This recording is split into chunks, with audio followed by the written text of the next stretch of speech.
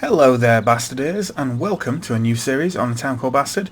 We're going to be playing Card Hunter. Card Hunter is something that's been available as a browser game for a while now, but it's recently just made its way onto Steam, and that's prompted me to kind of pick it up and have a play with it again. I did have a bit of a go with Card Hunter when it first kind of emerged, but I haven't really played it since then. It is good. I just didn't really want to play a browser game all that much. But now it's on Steam, I've got a bit more enthusiasm for playing it. Sorry, Steam haters.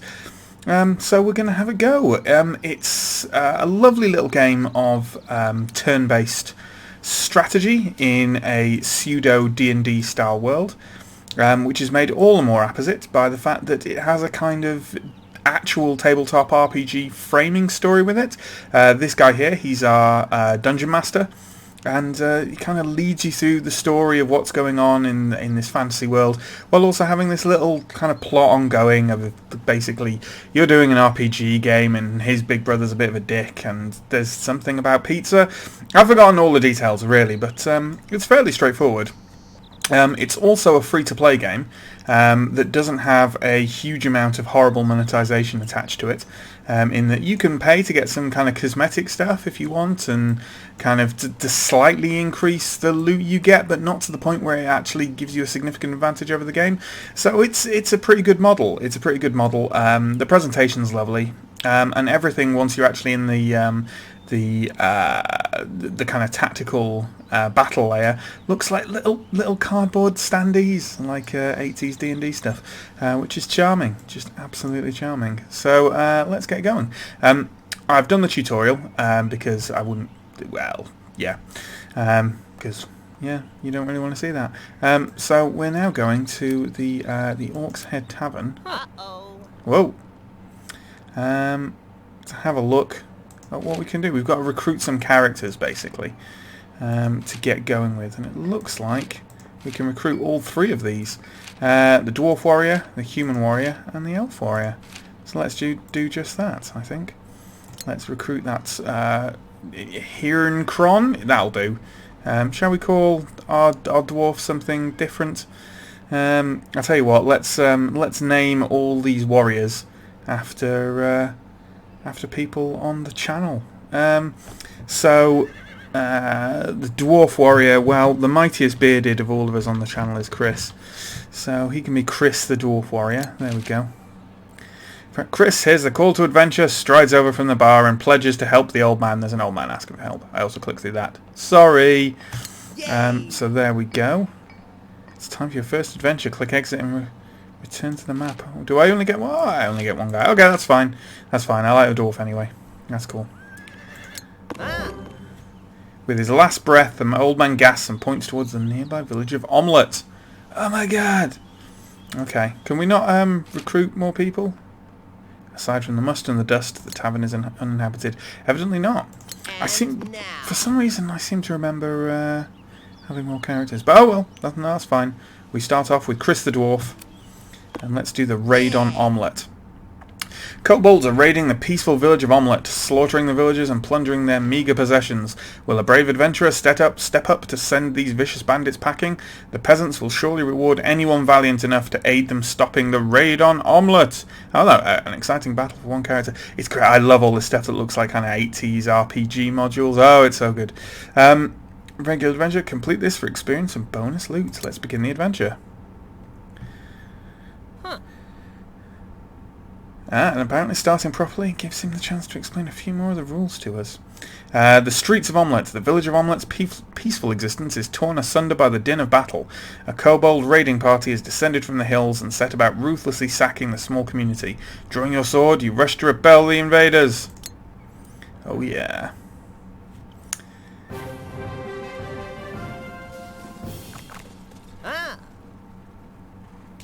In a group that shares a single deck, that means that, well, I'll kind of explain how this works.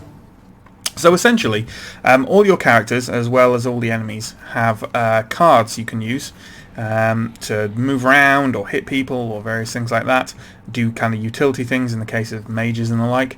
And the enemies have cards too, and in this case, these Kobold Raiders all share a single deck. So whereas all these cards apply to me, all those cards apply to both of those guys, so they can, you know, concentrate on one or split them between them or whatever.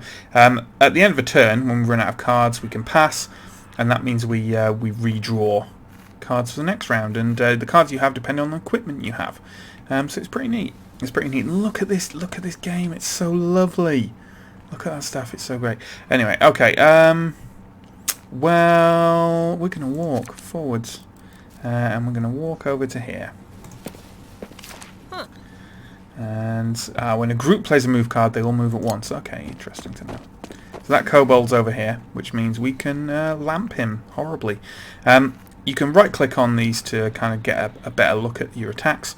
That's the range on them there. That's the damage they're going to do. They've got fun little flavour text. It's quite nice. All these are pretty straightforward, and none of them are going to allow me to completely thrash these guys instantly. Let's start off with a bludgeon on this guy. And then he's going to weak strike me with a hilarious noise. That's fine. Monsters in a group turn grey after they have attacked and can't attack again until next round. Okay, that's interesting. Especially interesting because we're going to weak strike him. Hello. Oh, and you've come over to us. That's handy. Simple strike. Chris strikes bong. He's going to hit me back. I've got plenty more health than him. So I've run out of cards. He's run out of cards. It's the end of the round, so let's pass. Gary is the GM.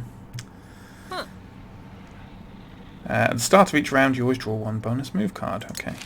Because you chose a dwarf, you just get a slow walk card as your default move. Okay. Then you draw 2 more cards from your deck. Okay, well we don't need to walk. We can just beat this guy up now. Bit of overkill with bludgeon, I think. So there we go, adventure complete.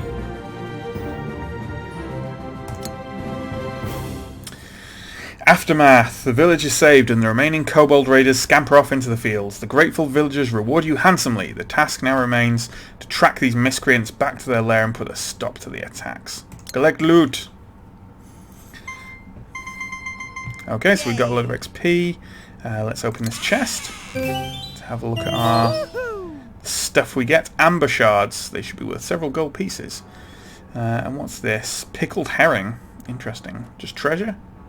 Yeah, let's just look like treasure, that's fine. So we can just sell that for cash, I think. Yeah, okay, yeah, so we can go to the armory. Yay! Yay, indeed. Sell by dragging to the blue store sheet. Okay, so we should be able to get some cash monies for them. Cards in your deck come from the items you have equipped. Because you don't have a weapon in this slot, your deck only has the weak cards in it. So it looks like we're basically just punching people with our mighty dwarven fists. We can buy a woodsman's axe, though. Okay, well, let's do that thing. Let's do that. Yeah. Oh, yes. Oh, yes. Can we sell this herring as well? Mouse over slots or items to see what cards they give you. And you can right-click or press spacebar to see the cards close up. So I can. That's pretty good. So that gives me chop, which is nice. That does 5. And I can use it on 2 different targets. They both obviously have to be within range. Unusual, just sells for 2 gold. That's fine. We'll sell that pickled herring. Fantastic. Okay then. Yay! Time to get back on the trail of the kobolds. Chris searches the field for tracks and finds a trail leading into the wilderness. Kobold Encampment. The next module. I like this game a lot. I do like this game a lot. Kobold Encampment. Following the trail of footsteps and dropped plunder, you find the kobold raiders camped in the woods a league from Omelette. Now is the time, while they are squabbling over their loot, to strike back, destroy the kobold encampment, and safeguard the village. Oh my god. You pursue the kobolds into the treacherous hills surrounding Omelette. Before long, a musty stench alerts you to the presence of the remaining kobolds. It seems they are gathering their ill-gotten possessions and are making preparations to flee. It is up to you to stop them from warning the main camp. Okay, so kobolds smell musty. That's good information to know. I don't know if you noticed last time, incidentally, but when you actually kill... outnumbered 3-1... when you actually kill one of these guys, they go off onto the side like they're being taken off the board. Oh, I love it so much. Enemies have to halt when they move next to you, so move to the yellow square to stop them surrounding you. Aha, yeah, so that turns those into choke points then, doesn't it? Okay, interesting, because, yeah, when they move here, they can't go further. That's interesting. So we're going to walk there. And that means only 2 of them can go adjacent to us at once, which is nice. Shield-carrying kobolds have block cards. Use your weakest attacks first to draw them out. Okay, then. Well, let's use a weak strike on this guy here.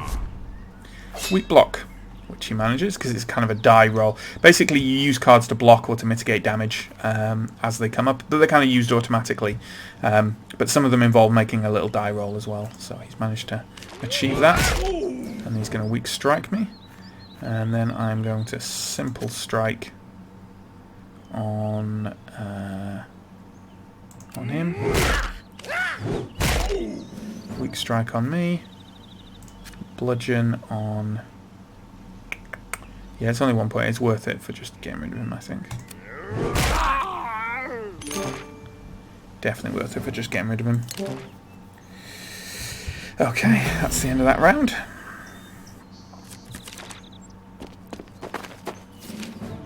Okay, let's use a simple strike on this guy. We just like hitting stuff there, basically. And then a chop. And the chop applied to both of them because it had it does hits on 2 people. So with walk, we're going to go... I don't know why. We'll just use it up. Whatever. Let's end around there. A lot of the later battles get a lot more complex than this. Let's I should be able to kill him. Yep. A lot of the later battles are obviously a lot bigger than this. They get a lot more complex. So there we go.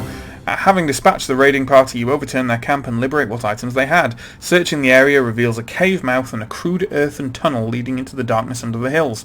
Is this where the kobolds have come from? Only further adventures will tell.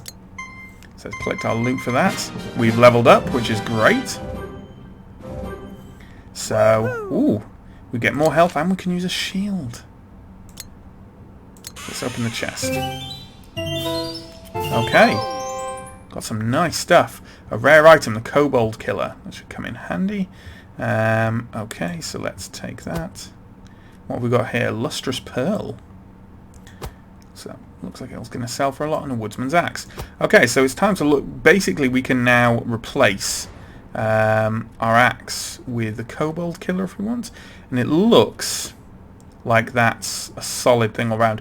Although it doesn't have chop, which does nice AoE, it does have that overhand swing thing, which looks like it does 10 damage. Which is ridiculous. What's this? Discard your oldest card when you play this. But that could be worth it. That could be worth it. Let's run with it for now anyway. Really should head to the armory and get myself a shield. I think I should too. And new heroes waiting at the tavern. Okay, well let's go to the armory first. And let's buy ourselves a shield. So there we go, that's nice. Let's sell this pearl. Because, ooh, 230, wow, okay. I don't think we need both these Woodman's Axe. We'll keep... Can't sell usable items now, only treasure. Later in the campaign we'll be able to sell usable items. Okay, fine. That's fine. Let's go back to the tavern. Yay! So now we can take a human wizard, an elf wizard, or a dwarf wizard. Let's go for one of these crafty wizards for your party. Okay, so they're going to be crafty, are they? Okay, well, if they're going to be crafty,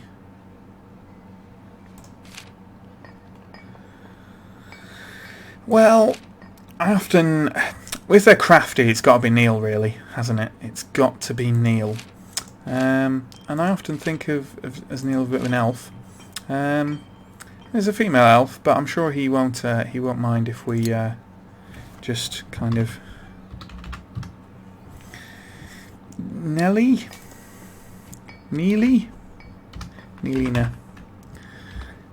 the elf.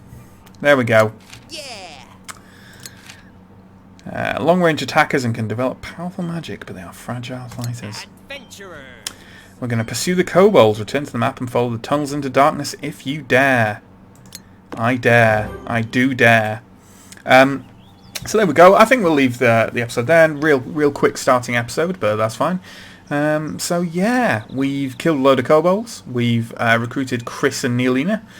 And presumably we're going to recruit more members of our party for later, after we go into the tunnels into darkness. So yeah, Card Hunter, check it out. It's on Steam now. As I say, it's free to play. See what you think. I think there are some... You can buy like pizza slices, which are kind of the overall currency, and cosmetics. And I think you can kind of become a member of a kind of subscription club to get more reliable loot drops, or kind of slightly more regular ones. I'm not exactly sure how it works. But by all accounts... not subscribing and not paying any money doesn't leave you wanting, and doesn't leave you in the need for huge amounts of grind or anything like that. So that's really nice. It's really cool. Well, obviously, if you do like the game, you should probably support the developers, because otherwise they can't make more content, can they? No. So there we go. Thanks for watching. Like, comment, subscribe, all that good stuff. It all helps. And I'll see you next time. Bye!